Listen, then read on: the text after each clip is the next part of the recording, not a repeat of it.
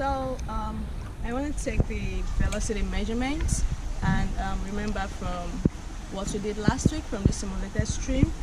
I'll be using this flow meter to take the stream velocity. Right, so I'll be taking that at 5 different spots across the stream transit, and I'll be dipping this flow meter about 60% down to the stream.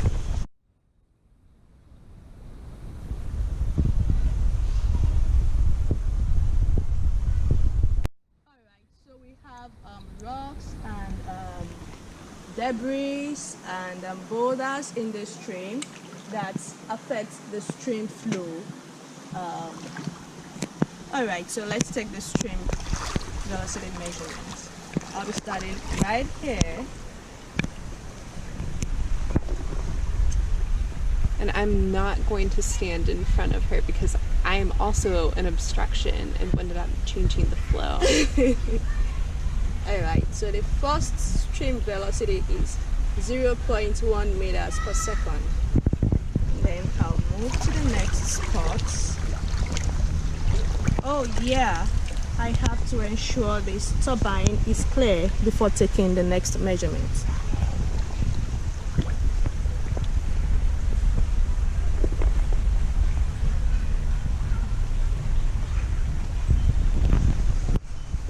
Alright, so that is 0.2 meters per second for the second spot. Okay, so I want to take the third measurement and my turbine is clear. I'm right in the middle of the stream now. And of course we should expect the velocity to be higher here.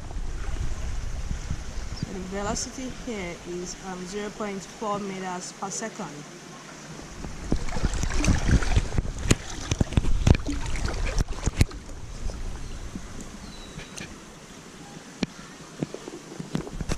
Fourth spot, the velocity is 0.2 meters per second. Finally, at the last spot.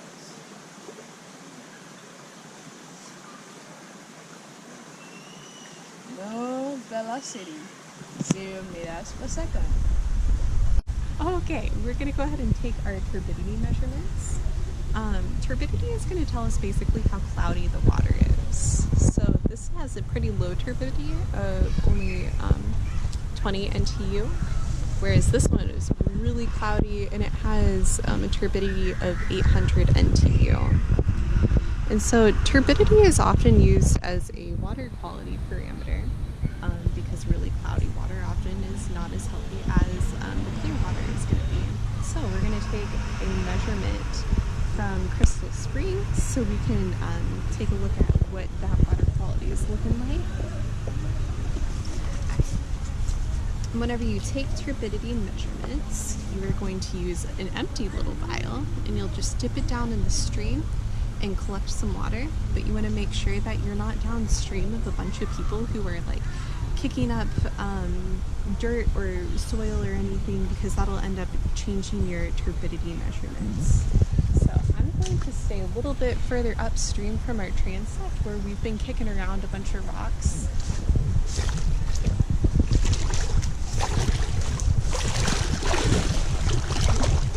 I'm gonna hold it out in front of me. Just looking at it, it's not super cloudy, but let's see. I'm going to be really scientific because we didn't bring a towel, and I'm going to clean this off with my shirt so nothing on the outside of the jar ends up messing up our reading, like fingerprints or dirt. I'm going to come over here and use our meter. I'm going to turn it on real quick. And it's ready to read. It has already been calibrated. So there's a little arrow on the bottle telling us where to match it up with the machine. I'm going to stick it in there till we're ready to read, and we wait.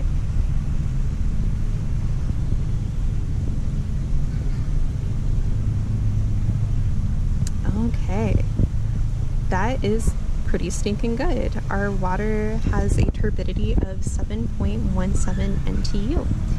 Go ahead and record that in your notebook. And while we're down here, we're going to go ahead and measure slope. So I'll put my buckle back on. I brought our clinometer down with us. As you've probably already seen, there's not a dramatic slope on this creek. I'm not expecting us to get a very drastic slope. Come over here.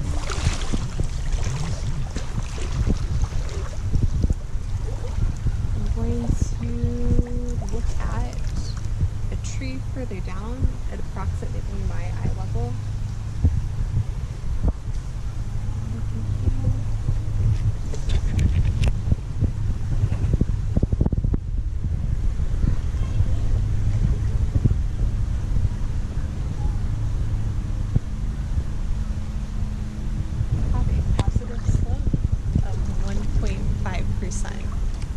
So, not drastic, but go ahead and record that in your field notebook.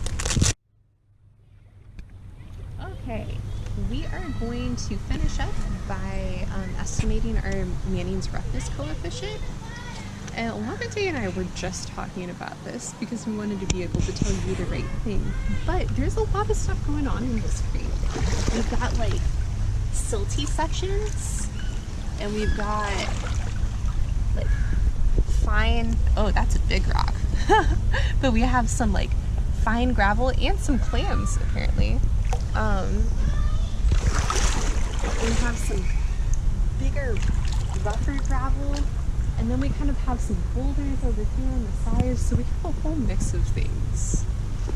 So we talked it out, and for this first category, we are going to choose boulder, but we have a range of values that we get to choose for boulder. And since we don't have a whole lot of boulders, we're going to go with the lower end of the range, and you're going to use the value of 0.040. And then variation in cross-section shape causing turbulence. So if you look further down the creek, it's pretty stable, but it kind of narrows and widens just a little bit. If we look down the stream, there's like a little bottleneck down there. So there is some change in our cross-section shape. So we're going to go with the second value, the occasional changes from large to small, and we're going to use the value of 0.005. Next, we have the category of vegetation, including close banks. And we have some grass, especially over on this side. We also have some brushy plants, but we also have some young trees and shrubs. And since those young trees and shrubs are kind of encroaching into the stream, and they have some roots, and they have like some of their branches dangling down into the stream, we're going to choose this category, the young trees, shrubs with roots. And that has a value of 0.030. The next one is the smoothness of the banks. So if you look at where Olamide and I have been coming into the stream, this is pretty smooth. But we have a feeling this is smooth because people keep on using this area for the purposes of getting into the stream. But if we look further down the stream, we kind of have some undercutting going on along the banks, and the banks are steeper. And the banks are steeper further upstream too. So we are going to choose the minor roughness due to erosion or scour, which has a value of 0.005. And then our last category, effects of obstruction, debris, roots, or major boulders. We have some boulders in the stream. There's not a ton of boulders in the stream, but they're there. And we have some roots in the stream, and some branches dipping into the stream. So we chose the medium category that has cover from 15 to 50% of the stream, We're probably not at 50%, we're probably below 30%, but we're going to use the value of 0.020. And remember, you add up all of the values from the 4 different categories, and then you multiply it by the meander coefficient. But for Crystal Springs, it's pretty easy because the meander coefficient is just 1. So go ahead and add up all of your values together, multiply by 1, and you have your Manning's roughness coefficient. Okay, I'm just a little bit further downstream from where we set up our transept. Here's Alameda. We're right next to a bridge at Crystal Springs, but we wanted to come down here and look at the stream gauge. Here we go. So our stream isn't super high. You can see where it's dirty and where it's probably normally at, but we're only at like 0.78. But we'll be able to look at this in class. And that concludes everything that we have to do at Crystal Springs. Alameda and I just may stay and enjoy the river, but that's it for today.